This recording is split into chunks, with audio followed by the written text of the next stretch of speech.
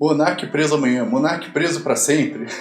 Você quer entender por que o Monark não para de aparecer nas notícias e nos trend topics do Twitter? Vem comigo. Monark fugiu do Brasil para escapar do STF. Talvez você tenha visto notícias sobre isso, comentários sobre isso, gente entusiasmada, gente irritada. Bom, mas como que isso aconteceu? Por que o Monark foi embora do Brasil? Ele estava realmente fugindo? Ele está sendo perseguido? Vamos lá, uma linha do tempo breve. Quem é Monark? Você pode estar se perguntando. Bom, Monark também se chamado de Bruno Monteiro Ayub, é um youtuber que ficou muito famoso a partir de 2009 fazendo vídeo de Minecraft. E aí, Monark aqui, e bem-vindos a mais um vídeo de Minecraft. Ah, mas o que isso tem a ver com STF, fugir do Brasil e sei lá o quê? Calma, vamos lá. Depois dessa fase de vídeos de Minecraft e outros tipos de conteúdo diversificado, o Monark começou com um podcast. Talvez você já tenha ouvido falar dele, se chama Flow Podcast. Esse podcast foi por muito tempo, se ainda não é, o maior podcast do Brasil. E ele inaugurou uma onda de podcasts no Brasil. Todo mundo queria ter podcast, começou a ter podcast de tudo quanto é coisa. Ah, mas o que tem? Bom, esse podcast ele fez muito sucesso,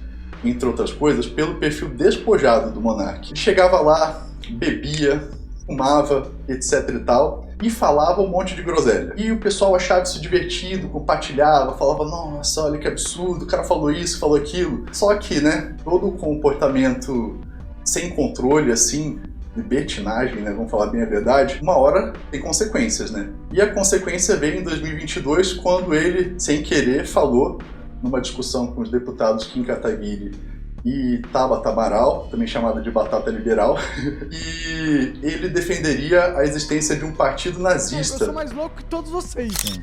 Eu acho que o nazista tinha que ter o partido nazista. Eu acho que não. Reconhecido Lembra, pela liberdade lei. de expressão termina onde a Mas sua expressão coloca a vida do outro em risco. As pessoas não têm direito de ser idiotas. Meu Deus do céu, Isaac, que história é essa? Pelo amor de Deus, o cara é nazista, né? Um nazista, sei lá o quê. Bom, segundo o Monark, o que ele quis dizer é que ele defende a liberdade de expressão irrestrita e ele acha que todo mundo tem que ter o direito de falar nos mesmos moldes dos Estados Unidos, onde a gente tem, por exemplo, passeata de neonazista sendo defendida pela polícia por causa da liberdade de expressão. Cada um vai tirar suas conclusões, se gosta disso ou não, né? Mas enfim, depois disso ele foi expulso do Flow, ou sofreu um monte de boicotes, e foi só ladeira abaixo pro Monark. Depois desse episódio, ele resolveu se tornar uma espécie de mártir da liberdade de expressão, defendendo a liberdade de expressão em tudo, todos os dias, com um monte de posts, com conteúdos, com vídeos e tal.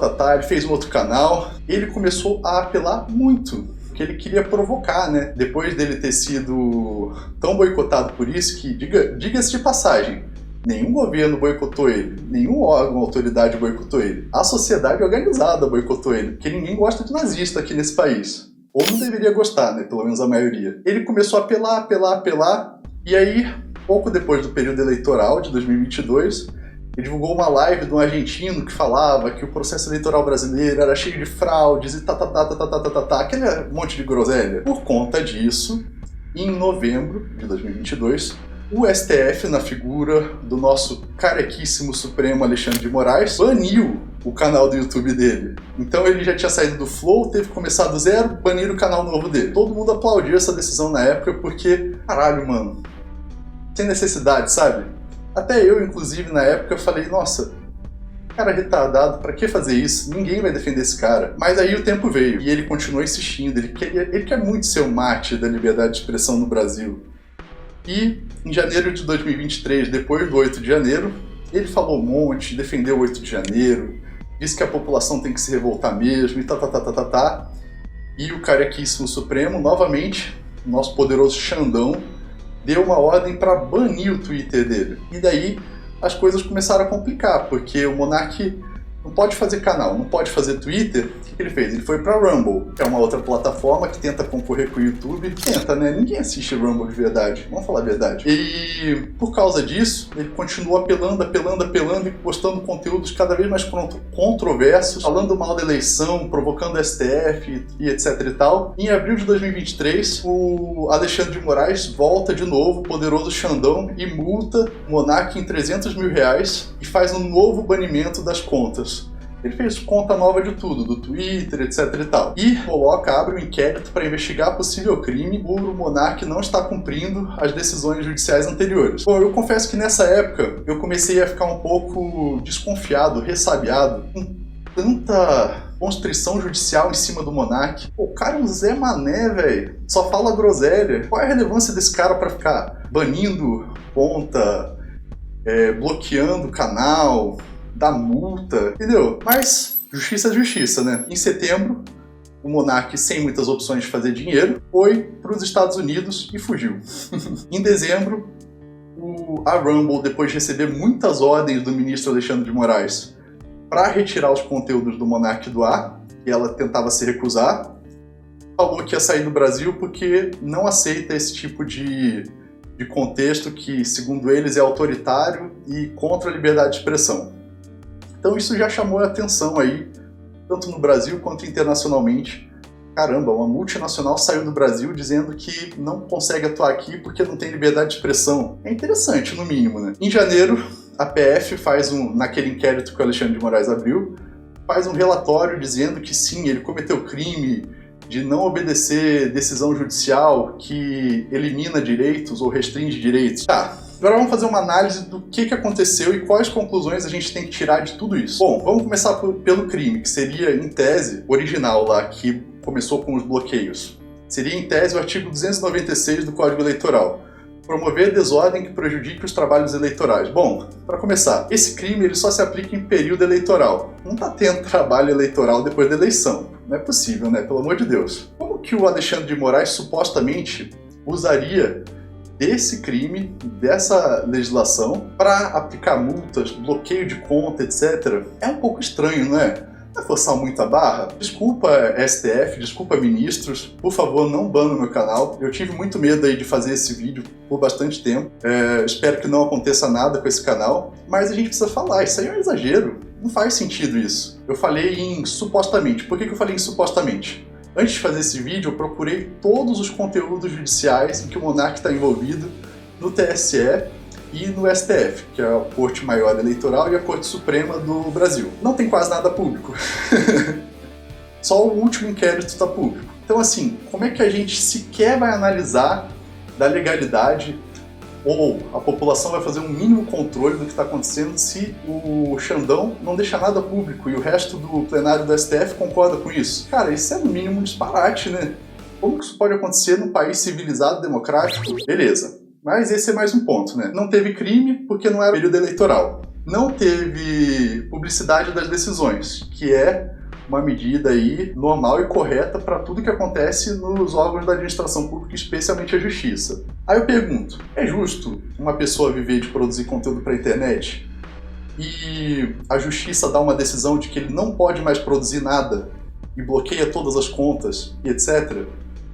Meu amigo, até onde eu saiba, na Constituição Federal tem um artigo, se eu me lembro bem, o artigo 7º, que diz que existe o direito ao trabalho. Existe uma situação tão urgente assim no que o monarca diz na internet que merece restringir o direito dele ao trabalho? Olha, eu acho que não, tá? Mas tudo bem.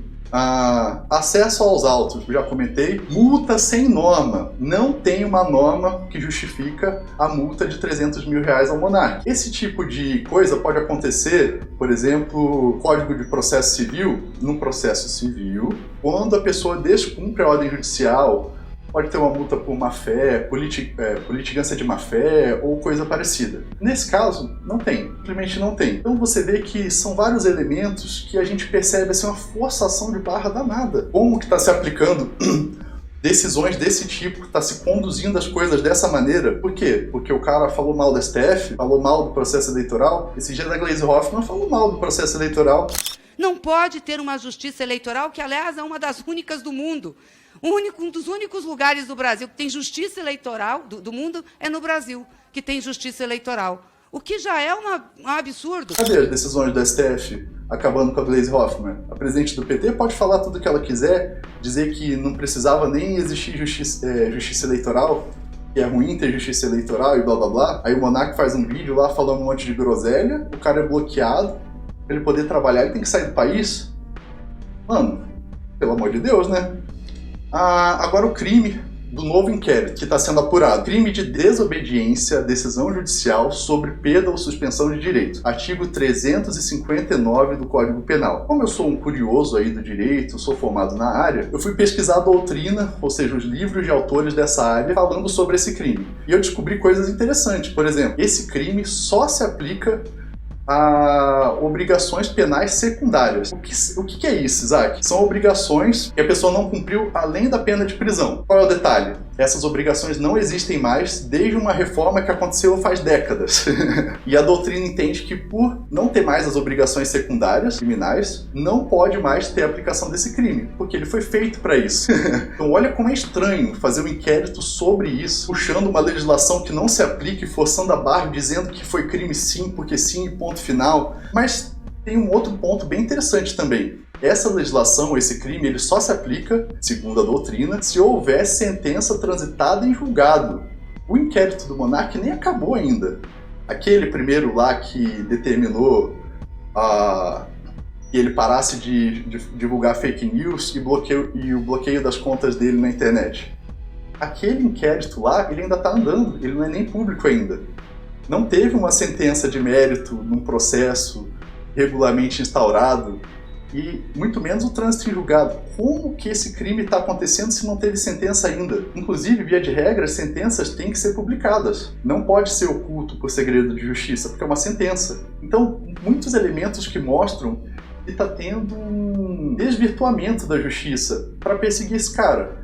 Por quê? Eu sinceramente não sei, para ser exemplo, que o cara não é importante, ele não tem influência nenhuma, na minha opinião. Por que a justiça está sendo rigorosa com esse cara dessa forma?